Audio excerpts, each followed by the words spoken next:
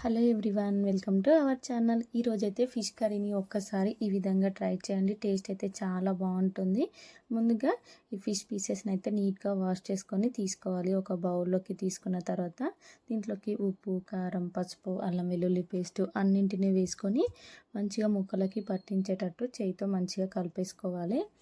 ఈ విధంగా అన్ని ముక్కలకి ఉప్పు, కారం కూడా బాగా పట్టిన తర్వాత ఇంకా దీన్నైతే పక్కన పెట్టేసుకోవాలి. ఈ విధంగా ముందే మ్యారినేట్ చేసి పెట్టుకోవచ్చు, లేదంటే డైరెక్ట్గా ముక్కల్ని కూడా యాడ్ చేసుకోవచ్చు. కానీ నేనైతే కొంచెం ముందుగానే మ్యారినేట్ అయితే చేసి పెట్టాను అనమాట. ఇప్పుడు స్టవ్ ఆన్ చేసుకొని చిన్న కడాయి పెట్టుకొని ఆయిల్ కొంచెం తక్కువగానే వేసుకోండి. ఒక 1 స్పూన్ అలా ఆయిల్ అయితే సరిపోతుంది.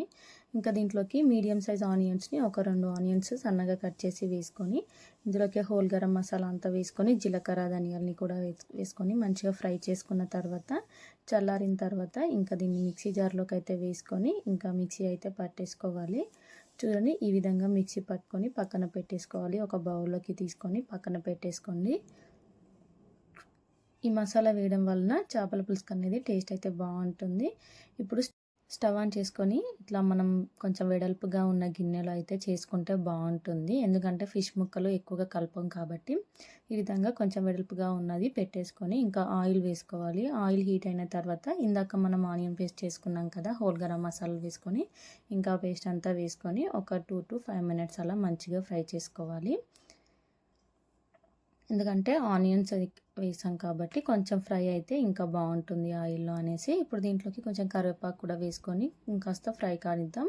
ఆలోపు అయితే మిక్సీ జార్లోకి మీడియం సైజ్ టమాటాలని 2 చిన్నగా కట్ చేసుకొని వేసుకొని ఒక 2 పచ్చిమిర్చిని కూడా వేసుకొని కొంచెం పుదీనా, కొత్తిమీరను ఫ్రెష్గా ఉన్నవి వేసుకొని ఇంకా మంచిగా స్మూత్గా అయితే మిక్సీ పట్టేసుకోవాలి.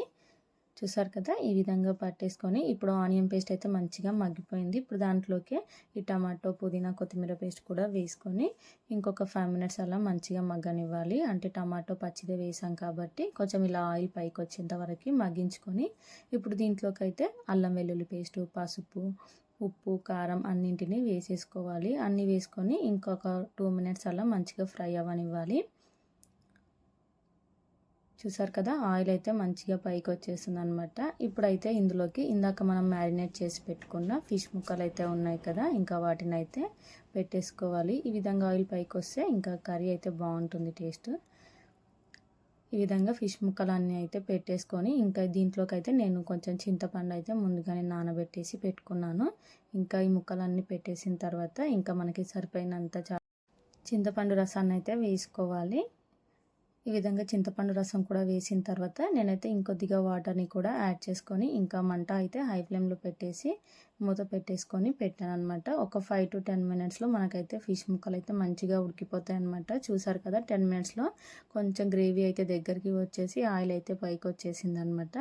ఈ స్టేజ్లో ఉన్నప్పుడు దీంట్లోకి అయితే ఫిష్ మసాలా అలానే సన్నగా కట్ చేసుకున్న కొత్తిమీరని కూడా పైనుంచి వేసేసుకోవాలి. అంతే అండి, ఇంకా మనకైతే చేపల పులుసు అయితే రెడీ అయిపోతుంది.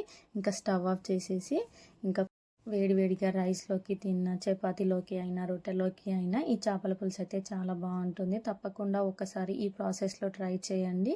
మంచిగా చిక్కటి గ్రేవీతో చాలా బాగుంటుంది టేస్ట్ అయితే. ఇంకా చేసిన డే కాకుండా నెక్స్ట్ డేకి అయితే ఇంకా టేస్ట్ అయితే బాగుంటుందంట.